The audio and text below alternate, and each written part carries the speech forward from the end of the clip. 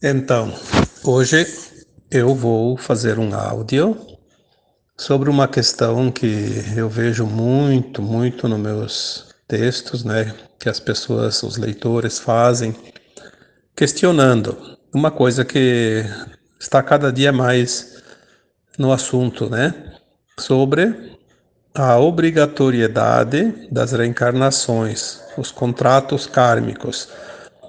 As pessoas acham que cada um tem esse poder de decidir e vai fazer como quiser e supera as próprias leis divinas, né? Então eu vejo muito assim a pergunta: nós somos obrigados a reencarnar? Eu não aceito mais reencarnar. Eu não quero mais reencarnar, não vou mais reencarnar na terceira dimensão, porque me obrigaram, porque isso, porque aquilo. Olha, eu lamento muito dizer aqui que não é assim. Se a gente não quer mais reencarnar na terceira dimensão, basta fazer um esforço suficiente para ascensionar em uma das encarnações. Tanto é que muitos mestres ascensos encarnaram há milhares de anos atrás. Muitas almas subiram o degrau da terceira dimensão para a quinta dimensão e não precisaram mais reencarnar, né? Mas é uma escola e não tem como ir para o segundo grau saltando do primeiro ano direto para o segundo grau. Não existe isso. Nas leis divinas, que são muito mais justas, como é que poderia haver leis que favorecessem uns e outros não, só porque eu estou no primeiro ano, eu não quero fazer até a oitava, nona série, eu quero ir direto para o segundo grau e vou. Não é assim, não está preparado, não aprendeu as lições ainda da terceira dimensão, né? É preciso passar por todas as lições neste mundo de dualidade, experienciar as polaridades. Nós aceitamos, na verdade, essa escola, né? Vir para essa escola há muito tempo, quando a gente habitava como almas superiores em planetas e estrelas mais adiantados, porque a gente queria experienciar, sim, como é viver num mundo de terceira dimensão, submetido ao véu do esquecimento, com a consciência limitada a quase zero, né? 2% no máximo, e ainda experienciar todas as possibilidades, né? Ora rico, ora pobre, ora bom, ora mal, ora sendo assassino, ora sendo assassinado, enfim, precisamos aprender as lições para depois sim estar prontos, né? Mas tem um detalhe que é importante. Eu também preciso admitir que existe alguns contratos de obrigatoriedade de reencarnações, mas não são contratos feitos dentro do plano da luz. Porque quando a alma desencarna, ela nem sempre vai para as colônias espirituais, onde ela é amparada, socorrida e instruída, e ela retorna para continuar o aprendizado. Dependendo do estado moral e ético da alma ao desencarnar, ela tem uma vibração tão baixa que ela não acessa os portais que levam para as colônias espirituais. Ela acaba caindo em portais da escuridão, onde os escuros estão lá esperando ela. E ela passa a ser um escravo da escuridão. Ela passa horrores, vocês não têm ideia do que existe nesses mundos das trevas, nesses abismos que eles chamam, né? Os abismos infernais ou abismos inferiores. Eu não gosto muito de colocar textos, até não sei se eu acho que nunca nem coloquei, porque realmente é deprimente isso. E nós não precisamos passar por isso, porque nós não temos necessidade, nenhum de vocês que me escutam, que me leem, tem a necessidade dessas experiências. Então é tempo perdido colocar, mas para quem gosta de aprender, existe sim. O próprio Robson Pinheiro, ele tem muitos livros que falam disso, né? É um dos que mais trabalha nessa questão, né? Sobre as trevas, sobre a escuridão, né? Sobre os senhores do mal, né? E então, assim, só para deixar claro, essas almas que são sequestradas, elas passam a ser escravas das almas mais caídas, né? Que são aquelas entidades que geralmente elas não reencarnam ou nunca encarnaram. e elas são usadas para vir para a Terra reencarnar obrigatoriamente.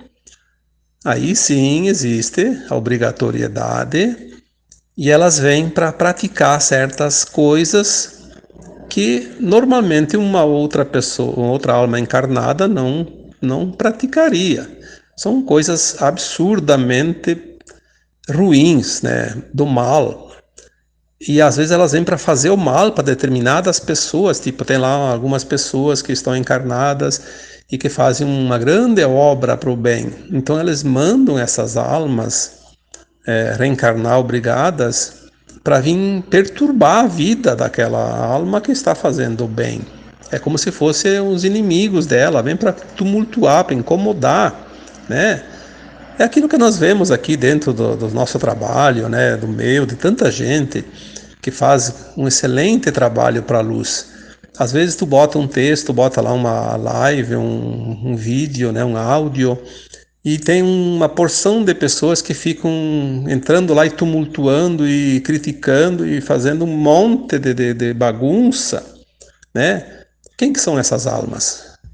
Ali que está. Quem são essas almas? Será que vocês não percebem? São aquelas que são encarnadas de uma forma obrigada, né? Obrigatória, e vêm para perturbar, para tumultuar, para esculhambar, como se diz, né? Então, assim, tem aquelas também que vêm para assumir cargos, né, importantes de comando, alguns cargos dentro das religiões, dentro da política, dentro dos bancos, da ciência, da justiça, né? Porque é lá que tem essas almas. Às vezes, eu já desde sempre, quando eu comecei a entender essa parte espiritual, ouvi muitas vezes alguns espíritos que mandavam as mensagens, né, dizendo: vocês não precisam ter medo do demônio. Ele não vai correr atrás de você. Ele não tem interesse em você. Ele tem interesse onde o negócio rende. Se vocês querem encontrar demônios, entram nas religiões, nos centros espíritas, nos governos, na mídia, na ciência. Lá vocês vão encontrar bastante, né? É lá que eles estão, é lá que eles atuam. Eles não têm tempo de correr atrás de uma pessoa individual. Para isso, eles mandam outras pessoas, né? Aqueles mais inferiores, os de menor hierarquia dentro das trevas. Então, aquela polêmica: eu não quero mais reencarnar. Bom, você tem a opção, né, de não reencarnar. Mas se você continuar não aprendendo as lições, você precisa reencarnar. Mas daí você está dentro daquele caminho da luz, né? Quando você desencarna, você tem um amparo e vai para as colônias espirituais e depois volta, porque é assim o processo para a ascensão. Mas também, se você não quer reencarnar, pode, pode querer, mas se não fizer o bem, os escurinhos estão lá esperando, né? Muita gente, né? Eu sei de gente que está moribundo, está quase na hora de desencarnar, está muito mal. E quantas vezes, todos vocês podem ter percebido, assim, algumas pessoas que vocês ficam sabendo, né, ou estavam presentes nessa hora, aquela pessoa começa a dizer, que começa a ver monstros, bichos, né? Então, o que ele está vendo, na verdade? Está vendo aqueles que já estão lá esperando. Infelizmente, é assim que funciona. Não dá para a gente colocar todo mundo na mesma peneira, mas também não devemos julgar ninguém. Mas tem pessoas que na hora que se prepara para desencarnar, fala: eu estou escutando anjos, estou ouvindo música celestial, estou vendo aquelas pessoas que já desencarnaram antes, tá vendo aquelas coisas boas, né? E tem aquele que vê os monstrinhos.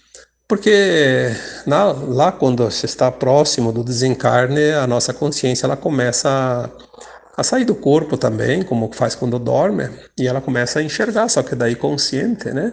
Então, em alguns momentos, as pessoas falam, vê isso. Então, essa questão da, da obrigatoriedade, eu faço esse áudio agora, porque eu não tenho tempo de ficar fazendo textos sobre isso e depois respondendo também, porque senão vai atrasar muito o outro projeto dos textos, né? Mas quem vai divulgar vai dar essa informação para muita gente, né? Não adianta, não adianta discutir, ninguém vai resolver isso, isso são planos maiores, né? E nós estamos aqui submetidos às leis divinas. O karma, se você fez, você tem que resgatar. Né? Karma é uma dívida e não há como passar para a quinta dimensão com dívida. Isso não existe. Então quita a dívida e depois está livre, né? Mas também tem a escolha, pode ir para um mundo de terceira dimensão e pagar ela em suaves prestações durante milhões de anos, né? Não tem problema nenhum, mas não tem como fugir. Não tem como fugir. Se foge da luz, vai fugir, não vai fugir das sombras, porque tá tudo à espera, como se diz, né? Os portões estão ali, não importa qual que você pega, você vai encontrar aquilo que precisa. Eu acho que, na verdade, não precisa explicar muito, mas assim, é um detalhe importante. Quando a alma desencarna e ela tem que passar pelas colônias espirituais, não há uma obrigatoriedade para reencarnar. Tu tem que reencarnar dentro de tal prazo. Não. Tem almas que ficam séculos lá nas colônias trabalhando, mas elas sabem que elas precisam voltar. Um dia elas precisam voltar. Então elas ficam lá trabalhando no auxílio, estão muito bem lá, né?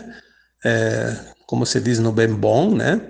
Mas tem que enfrentar a luta lá fora, tem que vir aqui para a matéria, né? E se ela demora muito para reencarnar, ela sabe que se atrasa, porque se ela podia fazer 10 reencarnações dentro de um milênio, por exemplo, de 1000 anos, né? E ela vem cada 500 anos, ela vai fazer só duas.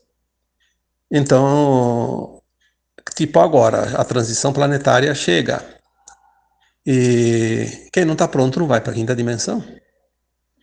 Não adianta. Então, muita gente se apressou nos últimos tempos.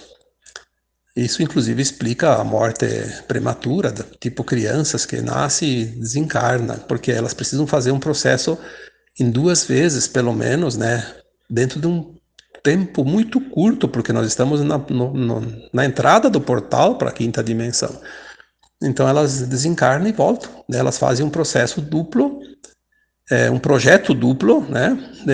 Não precisa fazer um novo projeto reencarnatório. Faz um projeto que engloba 2 reencarnações. Venha, desencarna e volta, daí sim. Aí tem o complemento, né? Então já encurta muito tempo, né? Por isso que a criança ela reencarna muito rápido, geralmente dentro de 1 ano, 2. Ela não passa disso. Toda criança, seja abortada, seja morte depois do nascimento, ela até dentro dos 14 anos, ela não precisa fazer outro plano. Ela já tem o plano feito anteriormente, então ela vai e volta, né? Às vezes alguns meses só basta, tá bom? Eu espero que tenha ajudado a tirar algumas dúvidas, porque eu sei que dúvidas todos têm, sempre tem, né? E é importante a gente tirar as dúvidas. Mas não adianta nada a gente bater o pé e querer fazer do nosso jeito. Nós não mandamos nada. Nós somos alunos de um colégio que tem uma direção que determina o que é e o que não é. O aluno cumpre o currículo dele, o projeto da escola, né? O projeto escolar. Se quiser frequentar aquela escola, se não vai para outra, né? Não tem, não tem o que fazer, né? Eu não vou responder perguntas nos meus textos, não vou mais responder sobre essa questão. Eu desisto da roda de Sansara, eu não quero mais reencarnar, eu me recuso a reencarnar. Isso aí pode dizer quanto quiser, não vai resolver nada. E eu não vou perder meu tempo, porque agora nós não temos mais tempo a perder também. Daqui para frente, os meus textos vão ser mais incisivos, as respostas vão ser mais incisivas, e eu vou selecionar também as respostas, porque tudo que já foi dito não deve ser repetido eternamente, né? Um grande abraço. Namastê.